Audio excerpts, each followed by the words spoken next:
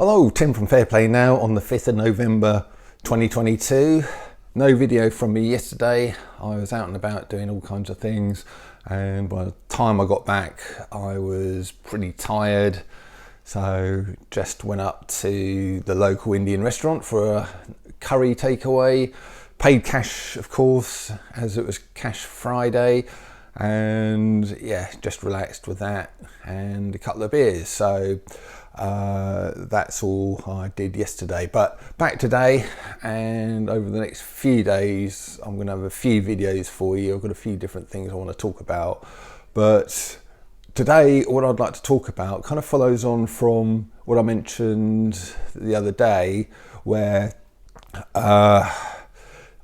basically you're getting all of these people hounding so-called conspiracy theorists and misinformation people. I mentioned the Mayor of Manchester, Burnham, and he has said that people who spread misinformation should be locked up.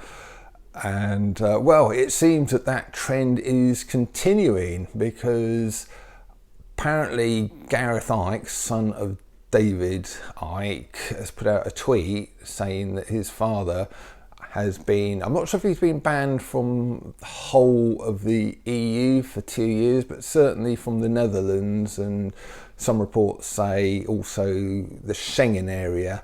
So not sure if it's just the Netherlands, the whole of the Schengen area, or the whole of the EU, but apparently he's been banned from wherever it is for 2 years, and that is because they're classifying him as what they term as a level 3 terrorist, would you believe?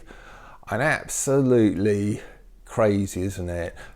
I don't know what you think of David Icke, but really this kind of infringement on freedom of speech is just unacceptable, absolutely unacceptable.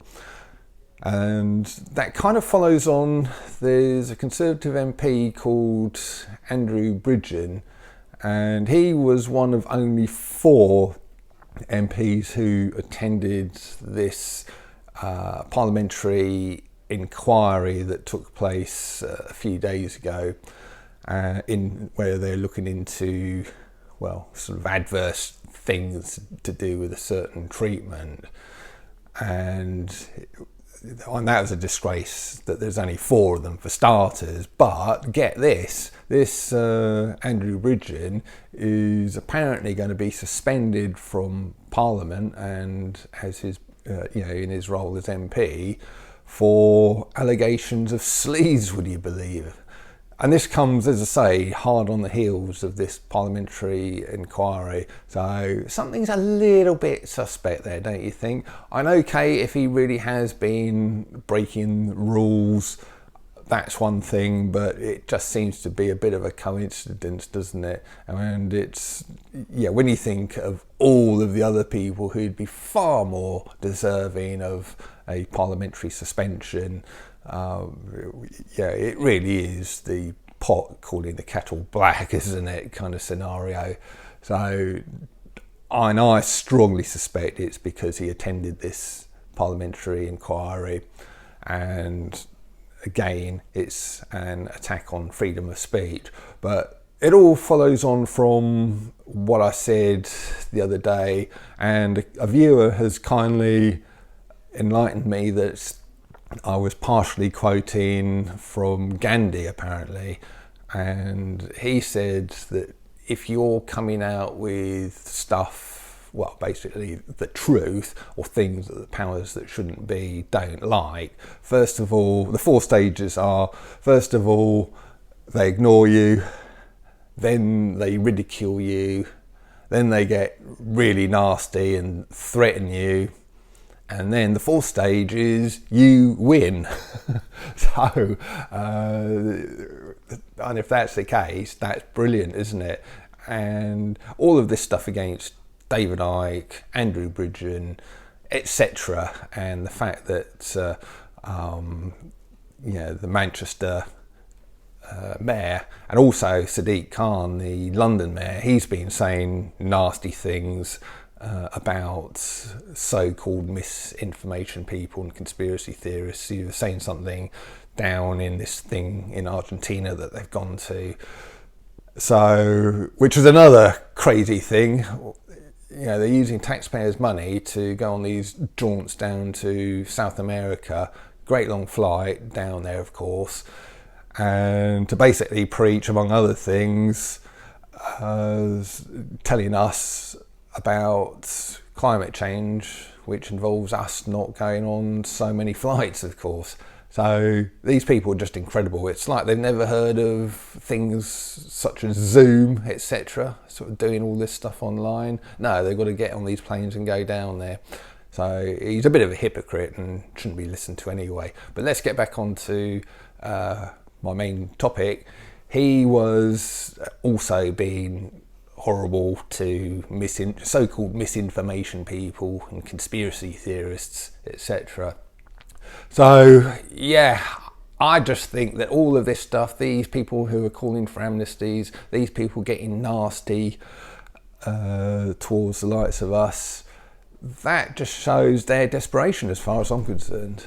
So, yeah, all of this stuff just says to me that they are running scared. They really are. They know, I think deep down, that they are on the losing side. They're on the wrong side of history, and that the likes of us so-called misinformation people are getting over the target, as the popular saying goes. Although there's a better analogy than that I came across the other day, and that is we're getting very near to their goal mouth, and they are desperately, you know, like a goal mouth scramble to try and keep the ball out of the goal, which I like that analogy actually. So yeah, we are getting very near to their goal mouth now, and that is why they are getting so desperate with all of this kind of desperate stuff. So I'm just going to finish off this video with a bit of a pet talk. And a few years ago I saw this program all about winners of the Victoria Cross and the kind of brother award, the George Cross. If you don't know, they're Britain's highest awards for bravery and gallantry.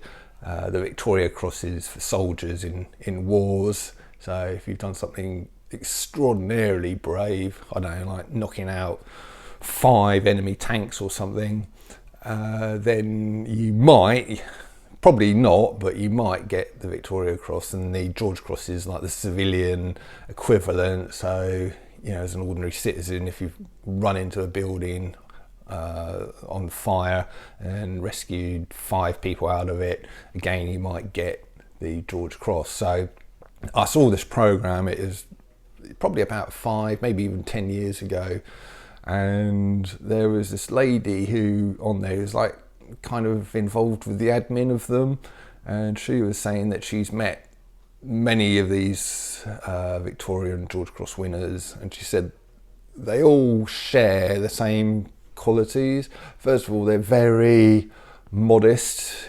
Yeah, by no means would they go into a pub and be boasting in a loud voice about how they've got a Victoria Cross. It's just the opposite. Some of them haven't even told their families that they even won them, you know, people in the Second World War and stuff.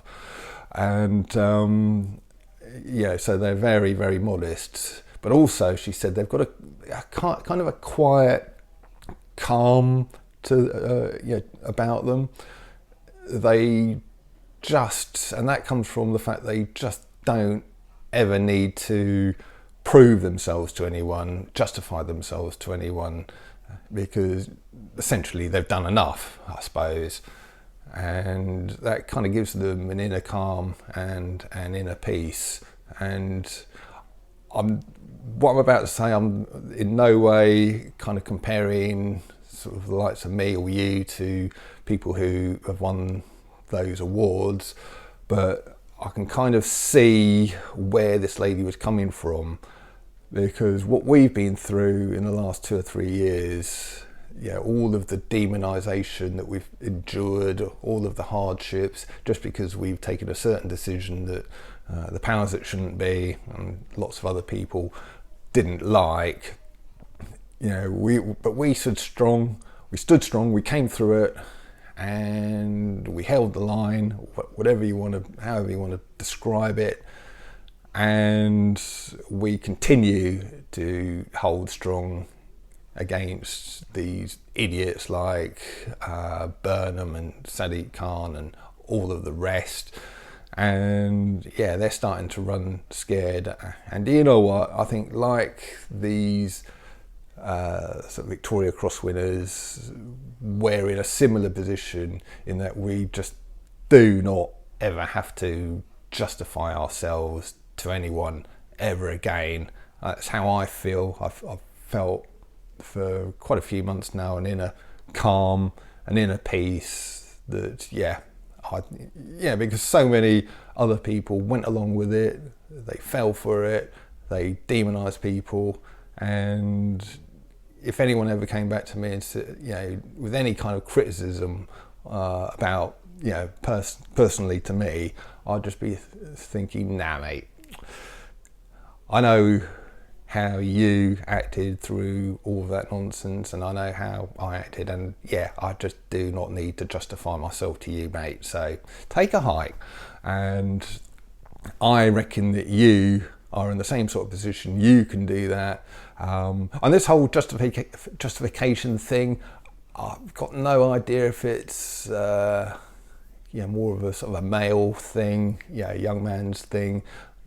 It's something I've felt for a large portion of my life, to be fair. I've always thought, I'm not as good as other people. I'll kind of need to justify myself, prove myself, but I've always kind of felt like that. And if there's been one benefit to all this, is that I no longer feel like that, no longer feel like I have to feel like that. And that's a great thing. I'm not sure, like I say, if it's just a male thing. I'm pretty sure sort of most people feel like that, at least in a certain way. You've got the whole keeping up with the Joneses thing, which affects many people of all different types. So I think we don't need to feel like that. I don't care what Mr. Jones over there does. If he gets a brand new Mercedes or whatever, what he does, what other people do, what they think of me, it's all irrelevant, because I know deep down I've come through a strong, severe test, and to my mind I've come through it in a very positive way. And I just do not need to worry about what other people think of me for the rest of my life. And that goes for you as well. You just don't have to ever justify yourself to anyone ever again. So with that little bit of a upbeat pep talk, I hope it's been, I'm going to leave it, and I'll be back tomorrow. Tim from Fair Play Now. Thanks for watching.